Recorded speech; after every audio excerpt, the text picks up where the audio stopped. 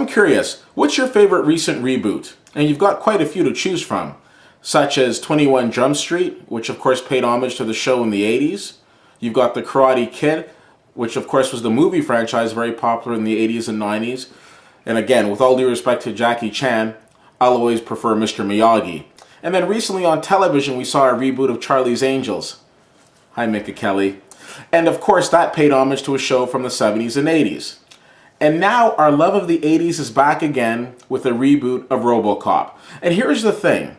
As I was going into the theater and leaving the theater, I heard a lot of people comparing the two movies. And I think that's a natural reaction. But what I'm going to try to do is just focus on this new movie and leave the other one aside. Because quite frankly, if you're old school like me, you're going to see these newer movies and you'll always be thinking about the old ones. And then instead of reviewing the movie, I'll just be doing a comparison. So let's talk about the new movie. The new movie finds us meeting Alex Murphy in the futuristic Detroit environment where there's a lot of violence going around. Alex Murphy's a cop and he's on a big case. But some people don't want him to solve that case, and the next thing you know, they try to take him out. He's basically held together on life support, and the next thing you know, this corporation called Omnicorp come along and they reconstruct him as a cyborg. So he's basically put into a machine and he's recreated, I should say, as a police officer. While he has the emotions of a human being, everything else about him is robot. Now this is somewhat of a violent movie. There's probably a lot more violent than you'll see. This movie, I believe, has a PG rating, so it can attract a lot more audiences than it would have if it had an R rating. Now, one of the things that I like about this movie, one of the things actually I really like about this movie, and it might sound a little silly, but it's the casting. I think they absolutely nailed every part in this movie. Joel Kinnaman, who some of you may remember as Holder on the TV show The Killing, is absolutely fantastic as Robocop because he's not that big of a star where everybody knows him, but on the flip side of that, he's such a fantastic actor that he absolutely nails this role.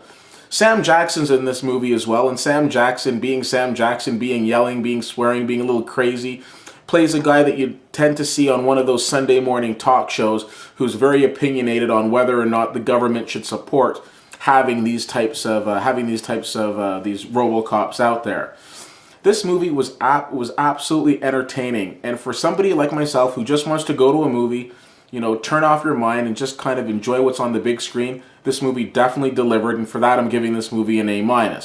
Some of the other things that I liked about it is, again, it did pay homage to its predecessor, but it also paved the way for newer Robocops, and I can definitely see sequels in this movie's future.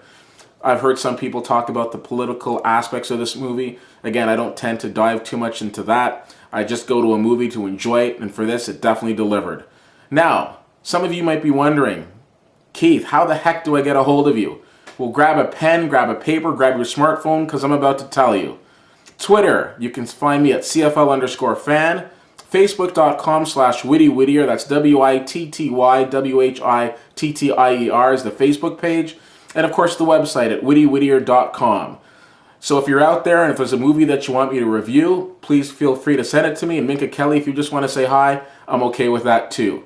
Thanks so much for checking out this blog, and I'll see you at the movies.